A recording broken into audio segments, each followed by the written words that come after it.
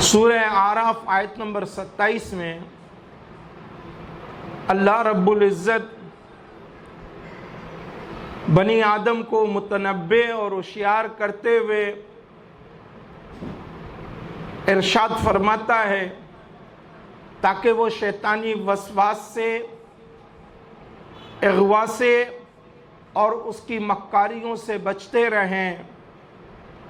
ارشاد ہوا یا بنی آدم لا یفتننکم الشیطان، اے آدم کی اولاد خبردار تمہیں شیطان فتنے میں نہ ڈالے۔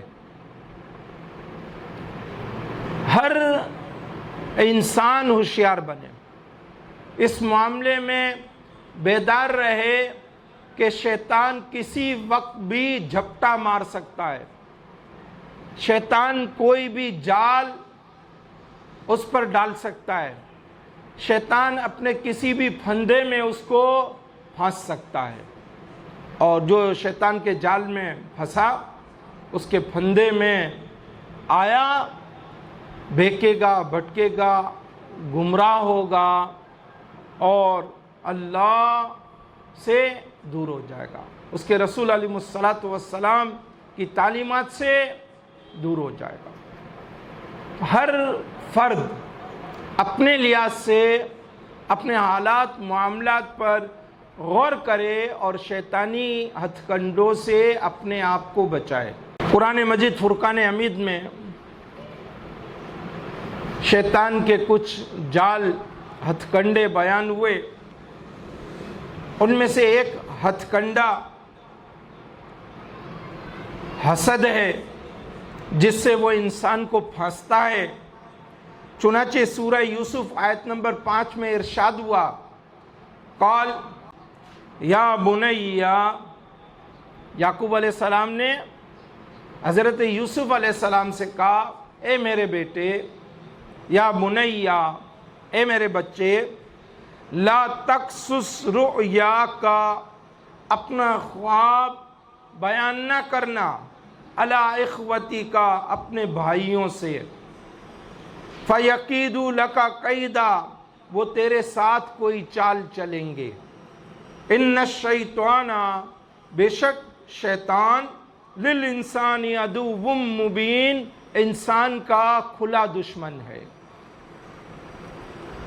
مدارک میں ہے، حضرت علامہ عبداللہ بن احمد نسوی علیہ رحمہ اس کی تفسیر میں رقم تراز ہیں کہ یعقوب علیہ السلام نے حضرت یوسف علیہ السلام کے خواب کو سنا تو حضرت یعقوب علیہ السلام کو حضرت یوسف علیہ السلام کے خلاف ان کے بھائیوں کی طرف سے حسد کا اندیشہ ہوا، تو آپ نے حضرت یوسف علیہ السلام سے فرمایا کہ تم یہ خواب اپنے بھائیوں سے بیان نہ کرنا، وہ تمہارے خلاف سازش کریں گے۔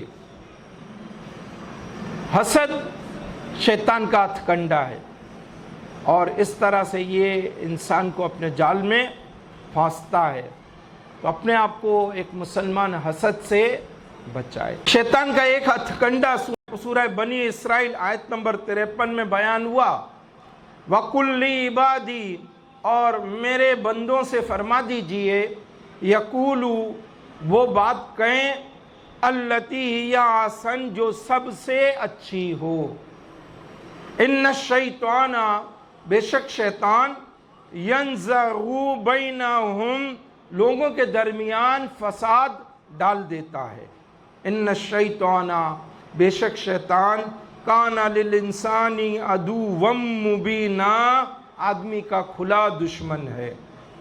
آیت میں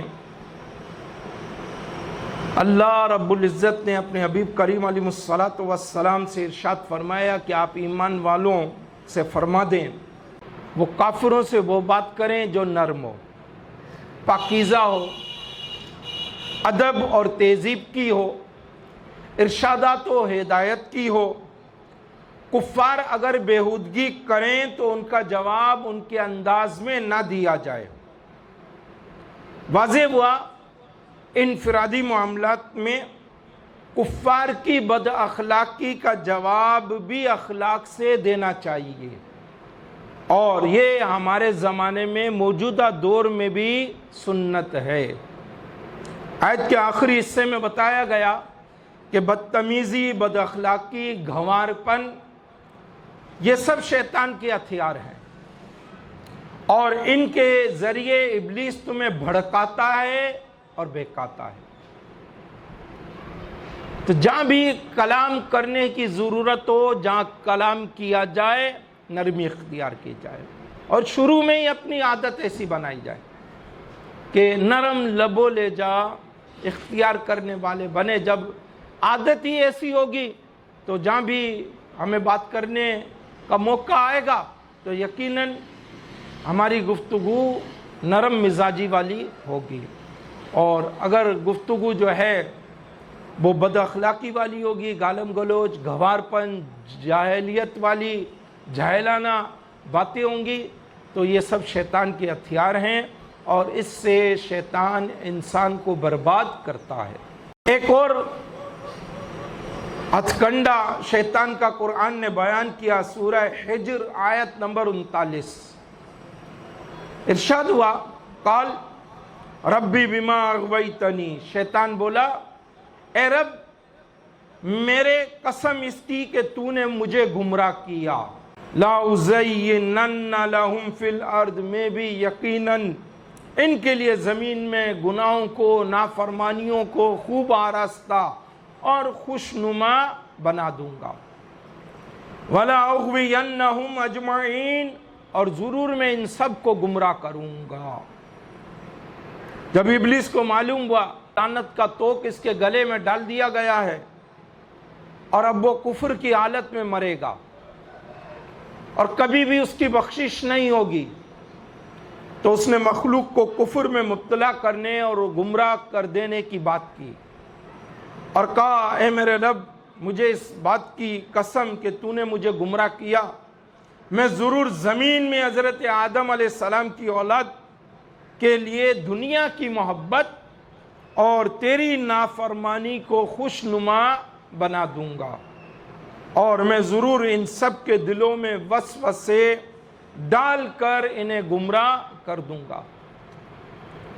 تو شیطان وسوسے ڈالتا ہے، دنیا کو آراستہ کر کے دکھاتا ہے، گناہوں کو اچھا کر کے دکھاتا ہے۔ بعض دفعہ یہ ہوتا ہے کہ گناہ ہے لیکن کہتا ہے کہ تو نیکی کر رہا ہے، اور گناہ کر رہا ہوتا ہے تو شیطان وسوسہ ڈالتا ہے ایک ہی دفعہ کر پھر نہیں کرنا، اب کر لے آئندہ نہیں کرنا، توبہ کا دروازہ کھلا ہوا ہے۔ تو اس طرح آدمی گناہ میں مبتلا رہتا ہے اور شیطان کے جال میں پھنسا رہتا ہے اور اپنی بربادی کا ہلاکت کا سامان کرتا رہتا ہے۔ ایک اور حربہ قرآن نے سورہ لقمان آیت نمبر 21 میں شیطان کا بیان فرمایا، ارشاد ہوا وَإِذَا قِيلَ لَهُمُ اتَّبِعُوا، اور جب ان سے کہا جائے اس کی پیروی کرو، مَا أَنزَلَ اللَّهُ، جو اللہ نے اتارا، یعنی قرآن مجید کی، قالوا، تو کہتے ہیں بل نتبعہ، بلکہ ہم تو اس کی پیروی کریں گے، اس کی اتباع کریں گے، ما وجدنا علیہ آبانا، جس پر ہم نے اپنے باپ دادا کو پایا، اولو کان الشیطان یدعوہم الی عذاب السعیر، کیا اگرچہ شیطان ان کو عذاب دوزخ کی طرف ہی بلاتا ہو۔ یہ کلام کفار سے ہے، مگر مسلمان اس سے عبرت پکڑے۔ عام طور پر ہم دیکھتے ہیں طلاق ہو گئی شرعی طور پر، مگر جی بڑوں نے فیصلہ کر دیا، بڑوں نے کہہ دیا، ہمارے بزرگ کہتے ہیں، ہمارے خاندان کے لوگ کہتے ہیں طلاق نہیں ہوئی، اب غیر شرعی طور پر میاں بیوی کی حیثیت سے رہ رہے ہیں۔ اسی طرح اور بہت سارے معاملات ہیں۔ مسلمان عبرت حاصل کرے۔ ارشاد ہوا کہ جب ان سے کہا جائے، ان کافروں سے کہا جائے کہ جو قرآن اللہ تعالیٰ نے اپنے محبوب پر نازل فرمایا ہے تم اس کی پیروی کرو، تو اس کے جواب میں کہتے ہیں ہم اس کی پیروی نہیں کریں گے، بلکہ ہم تو اپنے باپ دادا کی پیروی کریں گے۔ اس پر اللہ تبارک و تعالیٰ نے ارشاد فرمایا، کیا اگر شیطان انہیں جہنم کی طرف بلا رہا ہو تب بھی وہ اپنے باپ دادا ہی کی پیروی کریں گے؟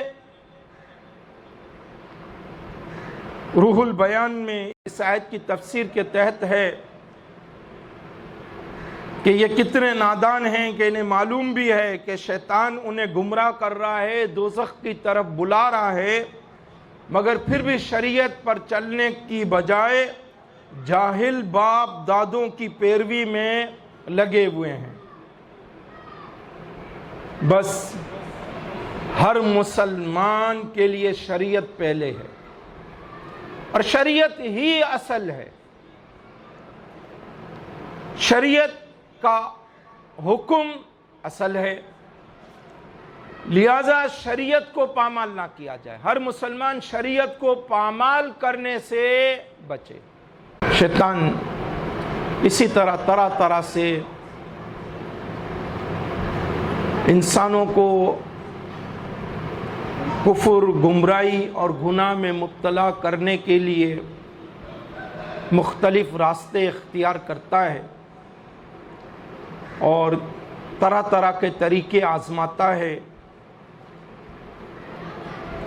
مسلمان ان راستوں سے باعلم ہو اور اپنے آپ کو بچائے۔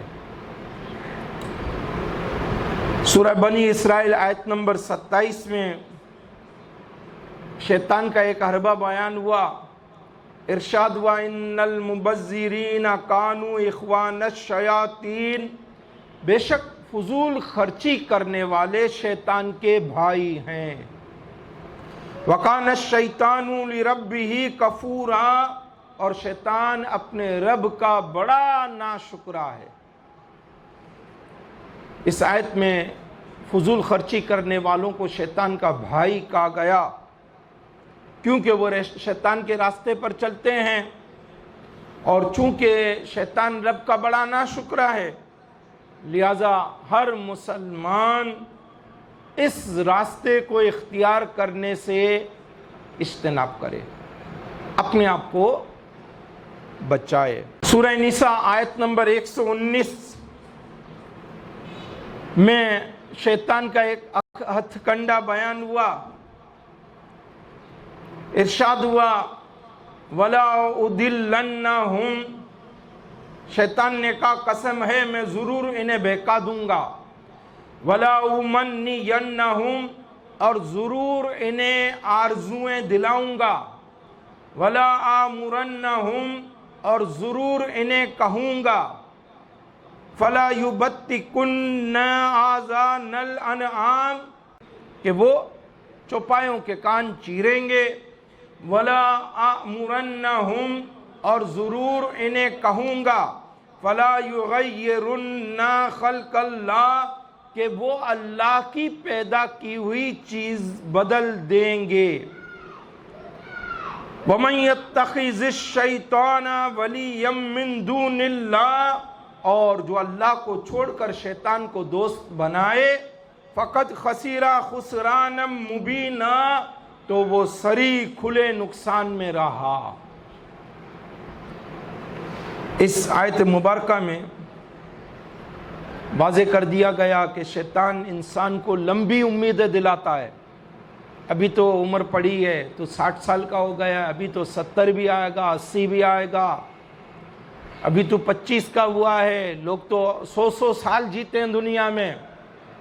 لمبی امیدیں دلاتا ہے، ابھی مزید کوشش کر، ابھی کچھ گناہ کر لے، ابھی سود لیتا رہے، ابھی جوا کھیلتا رہے، شراب پیتا رہے، اس طرح سے لمبی امیدوں کی طرف مائل رکھتا ہے۔ بس کچھ ٹائم گزار لے، پھر اس کے بعد توبہ کر لینا، اور غیر شرعی کام انجام دینے کی تعلیم دیتا ہے۔ شریعت کے خلاف کام کرو، اللہ کی تخلیق شدہ اشیاء کو بدل دو، اس میں اللہ کی تخلیق شدہ اشیاء میں شریعت کے خلاف تبدیلیاں لاؤ، یہ سب شیطان کے جھانسے ہیں۔ مسلمان اپنے آپ کو بچائے، شیطان کے ان ہتھ کنڈوں سے بچنے کا سامان کرے اور اپنی آخرت کی بہتری کرے، شیطان کو اپنا دوست نہ بنائے۔ وَمَن يَتَّخِذِ الشَّيْطَانَ وَلِيًّا مِّن دُونِ اللَّهِ، اور جو اللہ کو چھوڑ کر شیطان کو دوست بنائے، فَقَدْ خَسِرَ خُسْرَانًا مُبِينًا، تو وہ کھلے نقصان میں رہا، یعنی پھر ہر طرف سے نقصان ہی نقصان ہے، پھر نقصان کی کھلی گھاٹیاں ہیں، اور یہ انسان ہے، ہر طرف تباہی اور ہلاکت اس کے لیے موجود ہوگی۔ اور مسلمان دوست بنائے تو صرف اللہ کو دوست بنائے، اللہ کے دوستوں کو بھی دوست بنانا اللہ ہی کو دوست بنانا ہے، تو مسلمان اللہ کو دوست بنائے۔ اللہ کی پیدا کی ہوئی چیزوں میں تبدیلیاں کرنے کا شرعی حکم کیا ہے کہ اللہ کی پیدا کردہ چیزوں میں خلاف شرع تبدیلیاں کرنا حرام ہے۔ اس سے مسلمان بچے۔ شیطان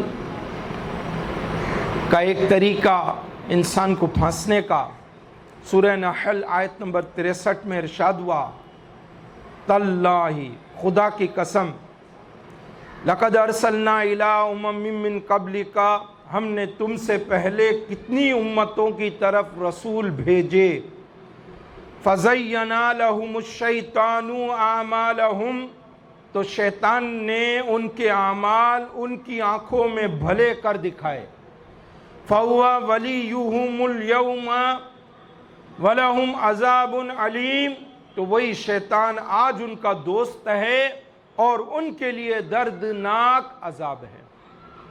دنیا میں دوست یوں ہے کہ اپنے ساتھ جوڑ کر رکھتا ہے اور گناہ پر گناہ کراتا ہے، گناہ کے کاموں میں اس کے لیے آسانیاں کرتا رہتا ہے۔ دنیا میں یوں دوست ہے، وہ اسباب مہیا کرتا ہے جس سے یہ بہکا رہے، بھٹکا رہے، ہدایت کے راستے پر نہ جائے، نیک راستہ اختیار نہ کرے، اور آخرت میں دوست یوں ہوگا کہ جب اس کا انجام ہوگا تو اسی کے ساتھ اس کو بھی جہنم میں جھونک دیا جائے گا۔ بس ایک جال شیطان کا کہ اعمال بھلے کر دیتا ہے، اعمال بھلے کر کے دکھاتا ہے۔ تو کسی کا حق تھوڑی مار رہا ہے، یہ تو گورنمنٹ کا مال ہے، گورنمنٹ کے لوگ تو خود ظالم ہیں، وہ تو تجھ سے بھی زیادہ کھا رہے ہیں، وہ زیادہ کھا رہے ہیں تو تھوڑا کھا رہا ہے، ان کے مقابلے میں تیرا کھانا نہ ہونے کے برابر ہے۔ تو اس طرح سے اعمال بھلے کر دیتا ہے۔ شیطان کی اچھائی میں بھی اگر کسی کے ساتھ کرے تو گھاٹا ہی گھاٹا ہے، اس کی ایک اچھائی کے پیچھے 20 دھوکے ہیں۔ شیطان کا ایک حربہ سورہ بقرہ آیت نمبر 268 میں بیان ہوا، الشیطان یعدکم الفقر، شیطان تمہیں تنگ دستی کا خوف دلاتا ہے، اللہ کے راستے میں خرچ کرنے سے روکنے کے لیے تنگ دستی کا خوف دلاتا ہے۔ عموماً معاشرے میں یہی دیکھا جاتا ہے کہ جو لوگ رائے خدا میں خرچ نہیں کرتے اس خوف کی وجہ سے کہ کہیں مال کم نہ پڑ جائے، کم نہ ہو جائے، خرچ کریں گے، رائے خدا میں دیں گے، مال کم ہو جائے گا، وہی لوگ بے حیائی کے کاموں پر، بے شرمی کے کاموں پر، غیر شرعی امور پر، ناجائز رسومات پر بے پناہ پانی کی طرح پیسہ بہا رہے ہوتے ہیں۔ شیطان کا ایک اور پھندا سورہ حشر آیت نمبر 16 اور 17 میں ارشاد ہوا، کمثل الشیطان، منافقوں کی مثال شیطان جیسی ہے، اذ قال للانسان اکفر، جب وہ انسان سے کہتا ہے تو کافر ہو جا، فلما کفرا، پھر جب وہ کافر ہو جاتا ہے، قال، تو شیطان کہتا ہے انی بریء منک، میں تجھ سے بیزار ہوں، انی اخاف اللہ، بے شک میں اللہ سے ڈرتا ہوں، رب العالمین، جو تمام جہانوں کا رب ہے۔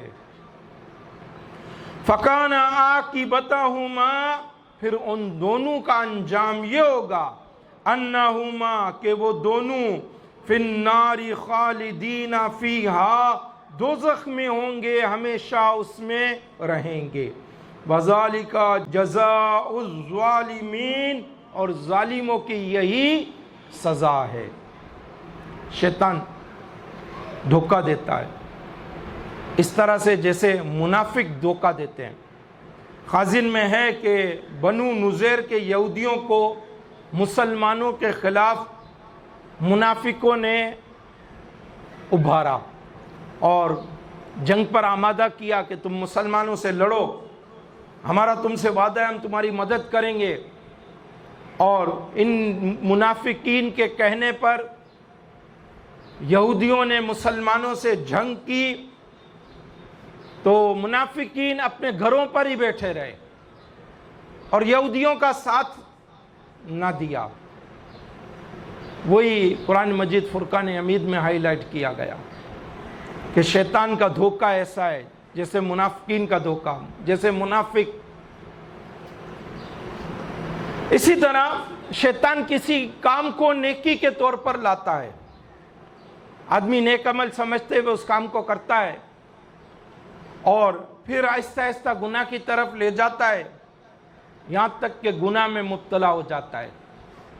پھر رسوائی کے خوف سے وہ گناہ پر گناہ کرتا رہتا ہے، جیسے ایک جھوٹ کے پیچھے 100 جھوٹ بولنے پڑتے ہیں، اسی طرح ایک گناہ کے پیچھے رسوائی سے بچنے کے لیے 20 گناہ آدمی کرتا رہتا ہے، اور اسی طرح شیطان اس سے گناہ کرواتا رہتا ہے۔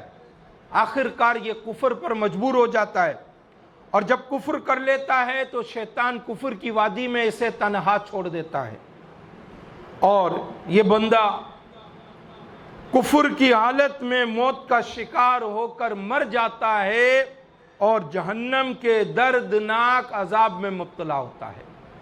ایک ہتھ کنڈا شیطان کا سورہ مجادلہ آیت نمبر 19 میں ارشاد ہوا، استحوذ علیہم الشیطان، ان پر شیطان غالب آ گیا، فانساہم ذکر اللہ، تو انہیں اللہ کی یاد بھلا دی۔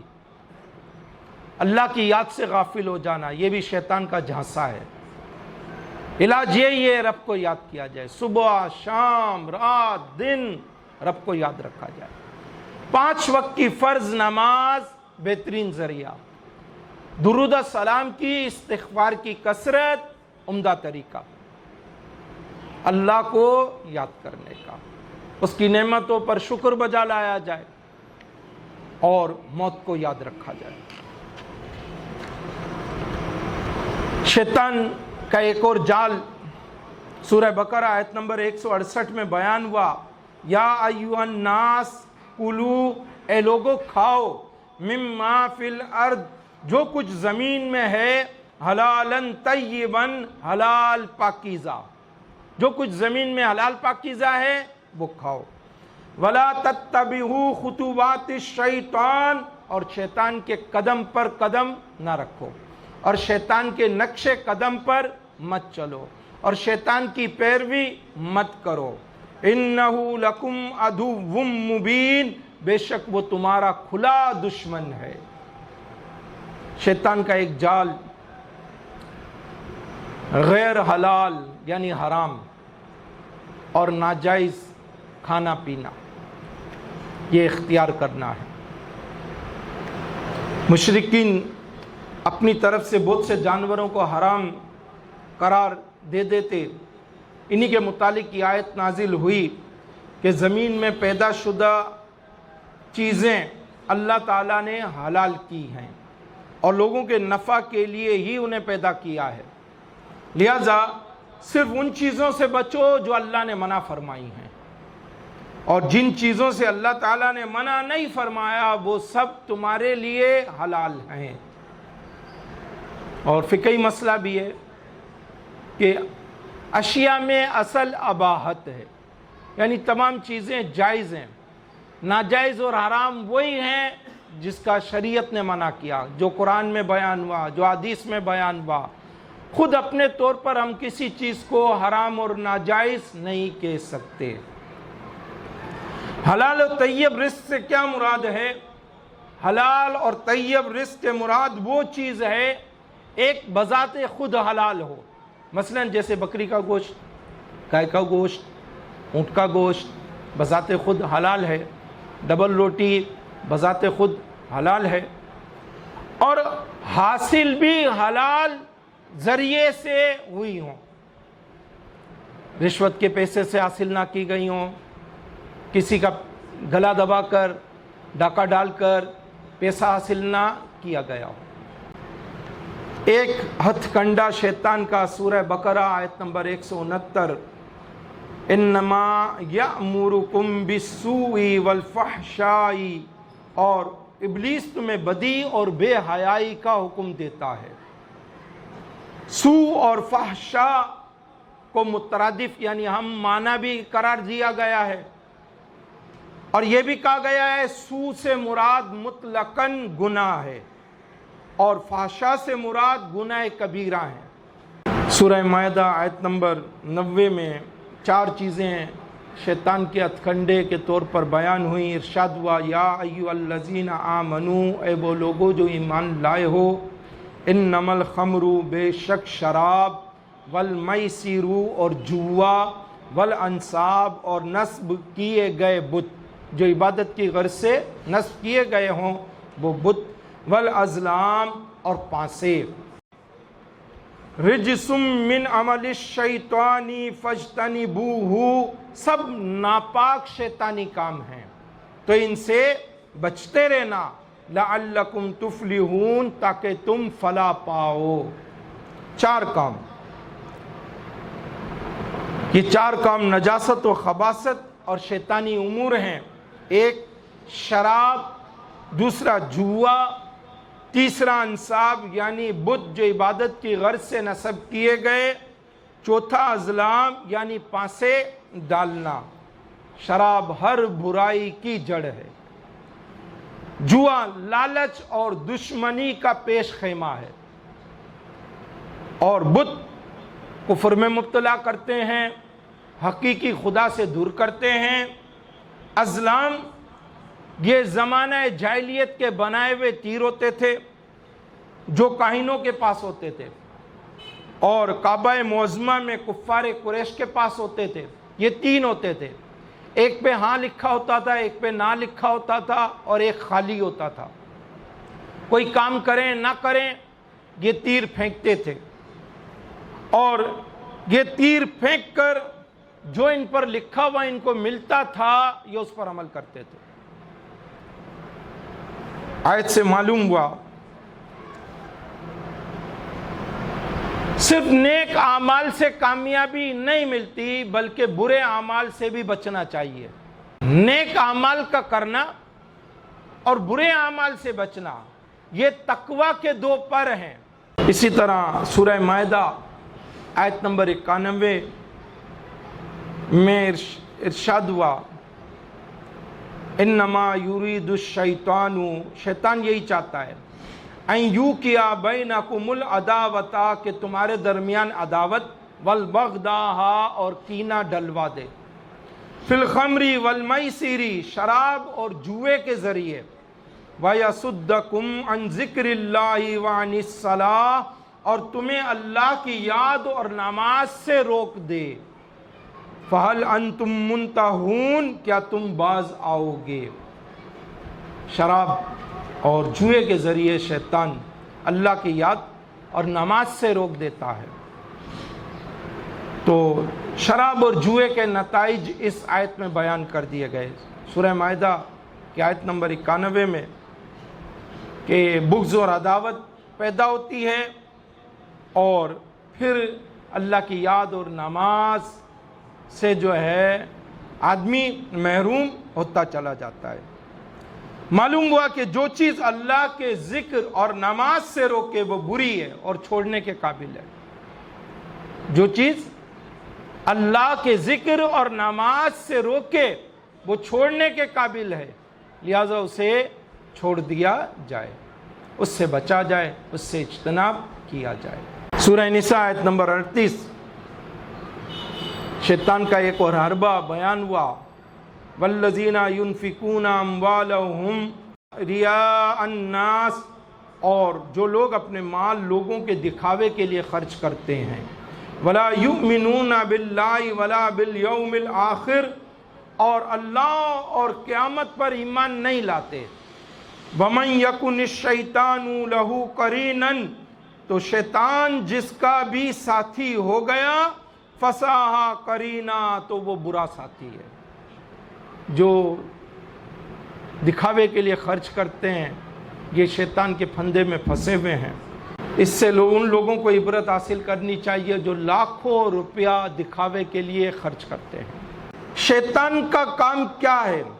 شیطان کا کام ہے لوگوں کو برائی کی طرف بلانا، کفر کی طرف بلانا، حلال کو حرام کہنے اور حرام کو حلال کہنے کی طرف مائل کرنا، برے کاموں مثلا جھوٹ، غیبت، وعدہ خلافی، بہتان، الزام تراشی، لگائی بھجائی، بغض، کینہ، انانیت، نفرت، عداوت، جنگ و جدل، تذلیل، تحقیر، استہزاء، الزام تراشی وغیرہ کی طرف بلانا، یوں ہی بے حیائی کے کاموں کی طرف مائل کرنا، گانے باجے، فلمیں، ڈرامے، ناچ، سوشل میڈیا کا دور ہے تو اس میں گندے کلپس، گندی ویڈیوز، مجرے، بدنگاہی، گندی باتیں، ناجائز تعلقات، بری نیت سے